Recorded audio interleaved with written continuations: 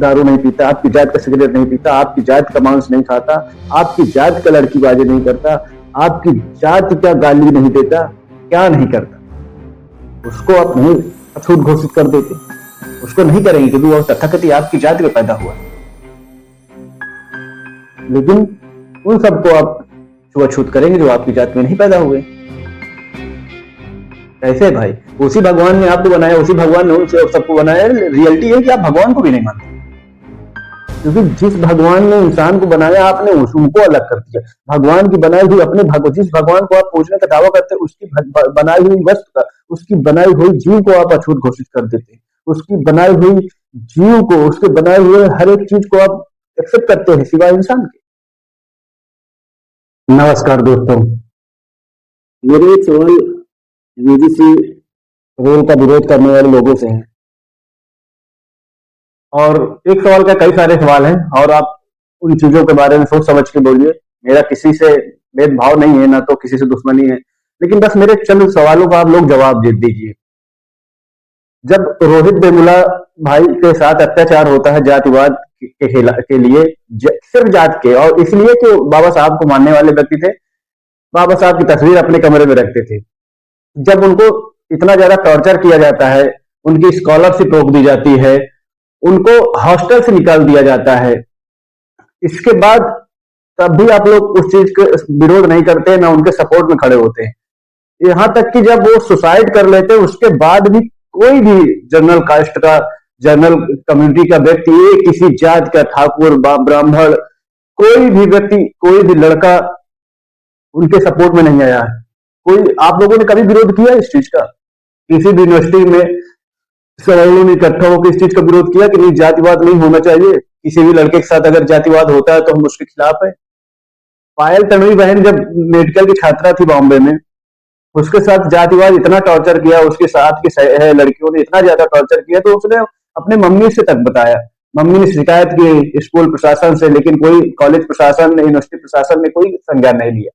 उसके बाद वो भी अंतिम उनका ऑप्शन बचता है सुसाइड करने का, वो भी मर जाती है।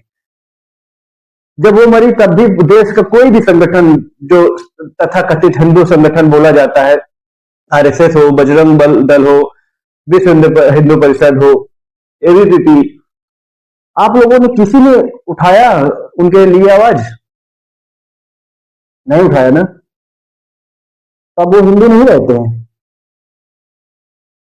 सेम यही चीज बॉम्बे आईआईटी के छात्र के साथ होती है, वो भी जातिवाद के चलते सुसाइड कर लेता है। लाखों ऐसे उदाहरण मैं आपको बता सकता हूं जिसके जिसके मरने के पीछे का रीजन था सिर्फ जातिवाद, छुआछूत। आप किसी इंसान को इंसान ना समझ के, मतलब एक जानवर तो भले है, आप लोग जानवर को भी अच्छे से ट्रीट करते हैं, लेकिन आपके अकॉर्डिंग वो आपकी जाति में नहीं पैदा हुआ, आपके अकॉर्डिंग वो ब्राह्मण ठाकुर नहीं है, वो उच्च जाति का नहीं है, इसलिए आप उसको इंसान मानने से मना कर देते हैं।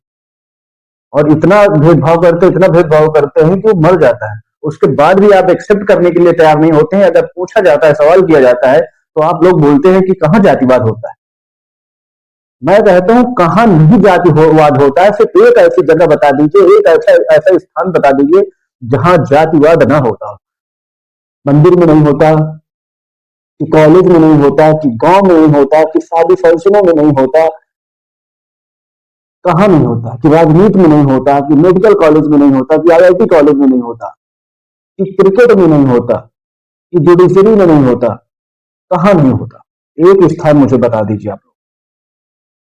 अगर उन सब चीजों के खिलाफ आप बोले ना, तो कभी यूजीसी जैसे और एससी एसटी एक्ट जैसे कानूनों की देश को जरूरत ही नहीं। आप तो इंसान को इंसान मानने से इनकार कर रहे हैं, तो फिर आप कैसे आप लोगों के इंसान भरोसा कर रहे? आज तक आप एक्सेप्ट कर पाए, अपने हिंदू धर्म के लोगों को बराबरी का दर्जा दे पाए? और किस लिए और किस आधार पर भेदभाव करते हैं? आपकी जात का दारू नहीं पीता, आपकी जात का सिगरेट नहीं पीता, आपकी जात का मांस नहीं खाता, आपकी जात का लड़कीबाजी नहीं करता, आपकी जात का गाली नहीं देता, क्या नहीं करता, उसको आप नहीं अछूत घोषित कर देते? उसको नहीं करेंगे क्योंकि वो तथाकथित आपकी जाति में पैदा हुआ। लेकिन उन सबको आप छुआछूत करेंगे जो आपकी जाति में नहीं पैदा हुए। कैसे भाई? उसी भगवान ने आपको बनाया, उसी भगवान ने उन सबको बनाया। रियलिटी है कि आप भगवान को भी नहीं मानते, क्योंकि जिस भगवान ने इंसान को बनाया आपने उनको अलग कर दिया। भगवान की बनाई हुई अपने जिस भगवान को आप पूजने का दावा करते हैं उसकी बनाई हुई वस्तु का, उसकी बनाई हुई जीव को आप अछूत घोषित कर देते हैं। उसकी बनाई हुई जीव को, उसके बनाए हुए हर एक चीज को आप एक्सेप्ट करते हैं सिवाय इंसान के। उस जिसको आप भगवान कहते हैं उस भगवान की बनाई हुई चीज अछूत कैसे हो सकती है?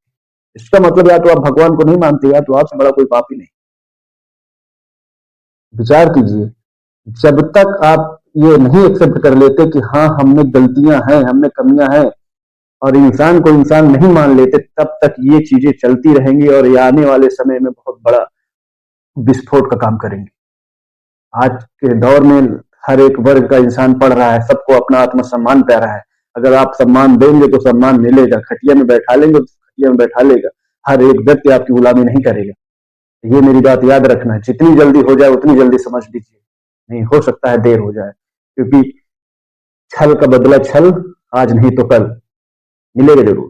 कर्म लौट के आएंगे। जितना प्रताड़ित करना है, जितना अत्याचार करना है कर लीजिए।